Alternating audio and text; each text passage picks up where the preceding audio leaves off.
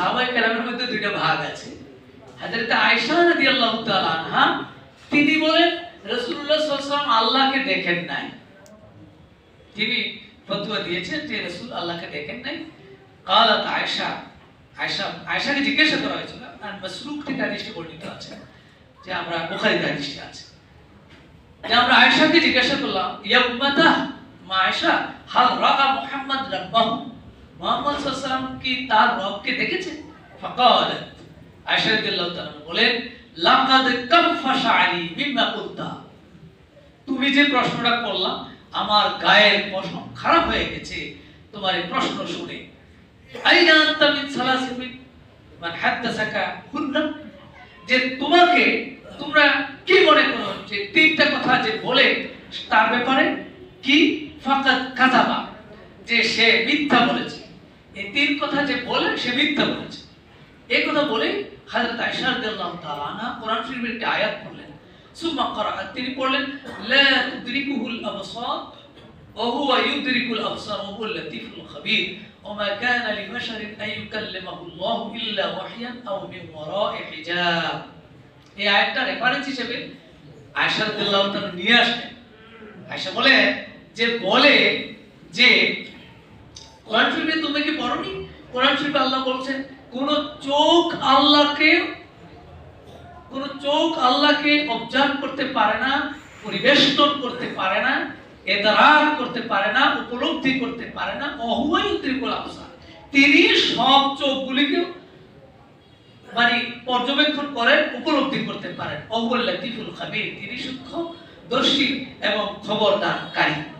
ওয়া মা কানা লিবাশারিন আন ইউকাল্লিমাহুল্লাহু ইল্লা ওয়াহয়ান আও মিন ওয়ারা'i হিজাব, কোন মানুষের জন্য এটা সম্ভব হতে পারে না যে সে আল্লাহর সাথে কথা বলবে ওহী ছাড়া অথবা কোন পর্দার আড়াল ছাড়া ডাইরেক্ট আল্লাহর সাথে কথা বলবে, এটা সম্ভব হতে পারে না।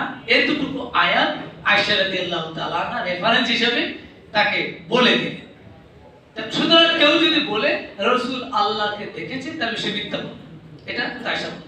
আমার হাদিসে আন্নাহু এবং মাসরুককে আয়েশা বলেন, শুনো আরেকটা হলো মিথ্যা বলবে কোনটা, যদি কেউ বলে ইয়ালামু মা ফি গাদিন ফাকাদ কাযাবা, কেউ যদি বলে যে আগামীকাল কি হবে, এটা যদি বলে যে আমি বলতে পারি আগামীকাল কি হবে আমি এটা বলতে পারি, এরকম যদি কেউ বলে ফাকাদ কাযাবা, সেটাও মিথ্যা হবে, কারণ এটা বলতে পারে না কেউ। কোরআন শরীফের রেফারেন্স এখানেও তিনি একটা আয়াত আনলেন, ওমা তাদরি নাফসুন মাযা তাকসিবু গাদান, কোন মানুষ জানে না যে আগামী দিন সে কি উপার্জন করবে, এটা সে জানে না। আমরা প্ল্যান করতে পারি, পরিকল্পনা করতে পারি, কিন্তু আমরা নিশ্চিত জানতে পারি না, জানা থাকে না।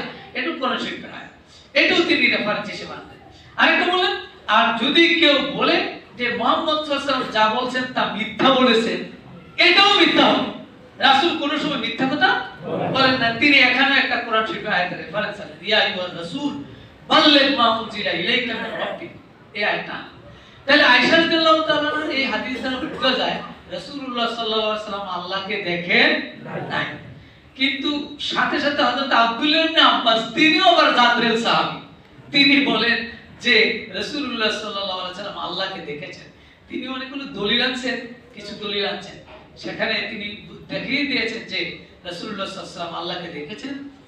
যেমন ফাতুল বারীতে ৮ম খণ্ড ৬৬০৫ নম্বর পৃষ্ঠায় হযরত আব্দুল্লাহ ইবনে আব্বাস বলেন, রাআ মুহাম্মদ রাব্বাহু, মুহাম্মদ তার রবকে দেখেছেন। সুবহানাল্লাহ। আমরা যাব কোথায়? আমরা যাব যে সাহাবায়ে কেরাম বলেছেন, এটাতে আমরা বিশ্বাস করলে সব কথাই বিশ্বাস। কারণ আমাকে বললে জিজ্ঞাসা করবে না তুমি এই মুহাম্মদ সাল্লাল্লাহু আলাইহি ওয়াসাল্লামকে দেখছে না দেখে নাই, আর মেরাজে গিয়ে এই প্রশ্ন হবে না।